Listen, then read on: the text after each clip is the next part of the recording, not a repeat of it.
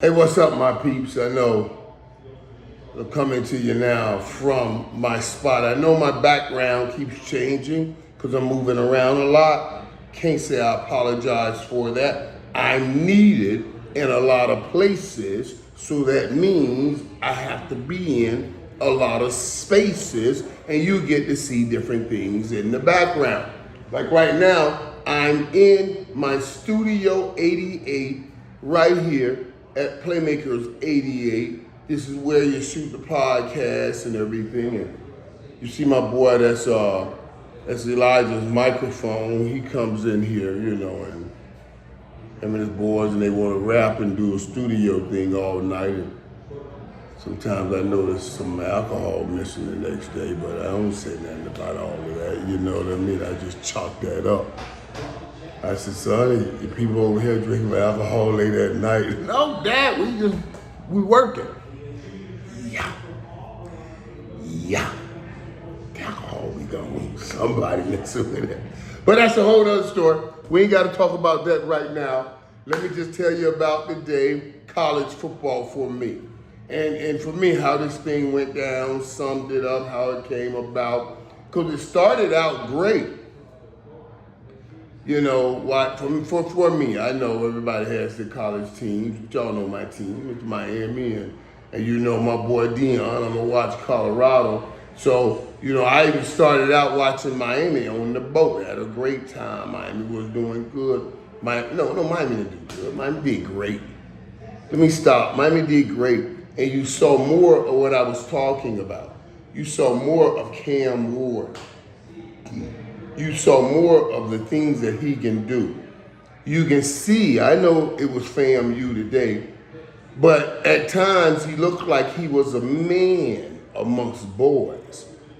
And most of you will say, well, FAMU is like the boys or the JV or the little boys or whatever. But it's more for me how I watch Cam maneuver his own team, not just what he's doing to the team he's playing against. That's the difference. That makes you know that you got one of those kinds of quarterbacks. He threw for another 300 yards today, another 3 touchdowns today, and then even ran for one. That's 4 touchdowns. 4 touchdowns. I mean, this man is doing some incredible things right now at the University of Miami. I would even have to suffice to say right now, Cam Ward is right up there in the Heisman. If they say it right now, who will be your Heisman favorite? I can see Cam Ward up there right now. There's no doubt I can see that. I know a lot of people say, Michael, don't start that noise, man. It's too early. The man only beat Florida and FAMU. I don't care. It's not that he beat them. It's how he beat them. You see what you see. If all we were reading were the scoreboards, we would miss so much information. You are seeing how he's handling his team, how he's controlling that offense, how the game slows down in front of him, and he continues to make plays. Man, if you ask me to deep down or dive back into yesterday to try to give an understanding of what is happening today, and then try to give you an indicator, some kind of thing that you can use as some kind of predicting method of what may happen going forward. Yesterday, I would have to amalgamize 2 University of Miami quarterbacks. Both played great. I would have to amalgamize them to give you a Cam Ward. And you know who those 2 quarterbacks would be? I would put a Bernie Kosar shoulders up with some Vinny Testaverde shoulders down.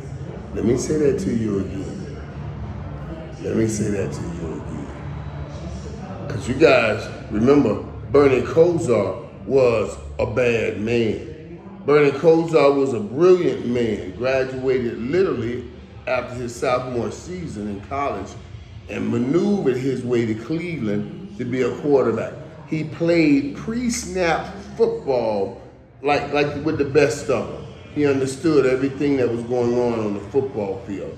And then you go to Vinny Testaverde, who was a physical freak at quarterback at the University of Miami. He was my quarterback. He squatted more than I squatted. He was a big, strong Italian dude. Just a freak of an athlete at the quarterback position. So now I take a Bernie Kosar and I take a Vinny Testaverde and I put them in a melting pot and you come up with Cam Ward. You see what I'm saying? That's what I'm talking about if I wanted to put that thing together. Now, that was the first part of my day, and that was the best part of my day. Seeing Miami solidify what they are and what people are saying they have an opportunity to be. Earlier this year, when I was down in the University of Miami, I was working out with the team at Legends Camp. I said, and I posted it, I said, this is why Miami will win. Because I posted all of those 6'9", 6'8", 6'7", 6'8", 6'9" offensive linemen. And I said, these guys will make the difference. And they did. That's a whole different stick Miami got now with those offensive linemen. And I was happy about that. I know it. I told you it is being so. But what I didn't expect on the other side of the coin for me today was what I saw in Colorado. Well, what I saw happen to Colorado when they went to Nebraska, I should say. Because man, there are two things in this game that tripped me out. But there's one thing, the one thing I said I took away from it was, they're going to get on Deion tomorrow. They're going to get on Deion tomorrow. And then I said, okay, what would my boy pull out of this game to try to tell his team so they continue to fight? And the truth of the matter is, I'm with them. I'm with them in this. Let me tell you what. Going in Nebraska, that environment, they were honoring the '94 championship team, who was a physical run team. That team came out, Nebraska came out playing hard. I mean, I've never seen, I thought the problems that Colorado had up front were long gone. But that was not the case tonight. Nebraska beat Colorado's offensive line every which way it could.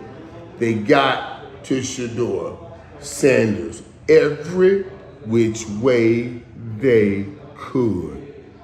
They created havoc every which way they could in the first half.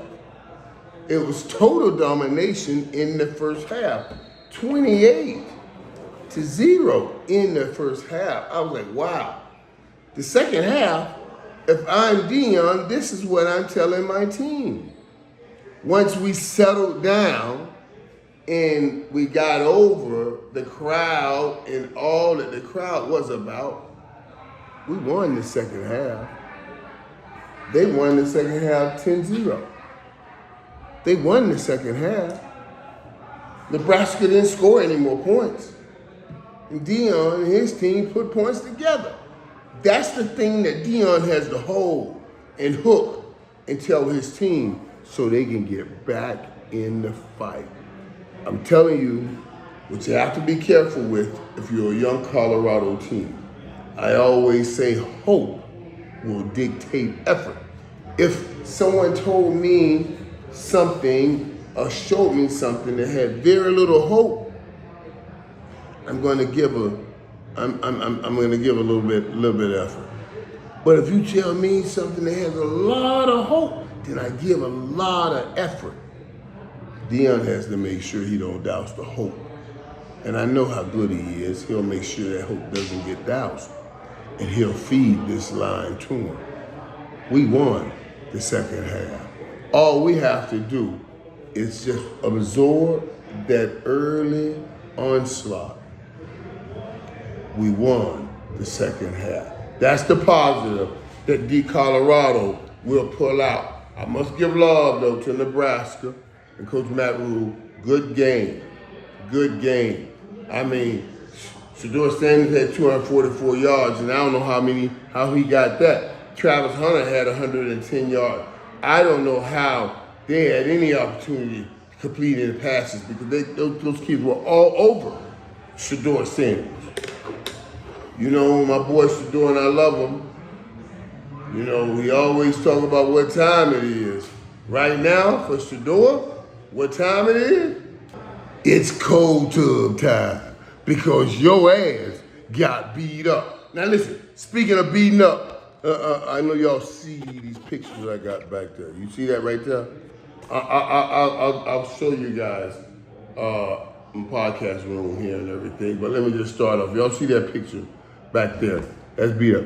That's Emmitt Smith, Michael Irvin, Mike Tyson, and Deion Sanders. Now that pic right there, boy. There's some bad dudes in that pic right there now. Them 4 dudes, they whooped a lot of ass, you know what I'm saying? But let me flip it and show you in the room. Okay, and you guys can see that star there. I'm gonna start, that's just a little piece of Playmakers. We're cleaning up and closing up right now, but tomorrow, I'm expecting this thing to crank out. Let me show you Playmakers while I have it right here. There's the Studio 88. See that? Studio 88.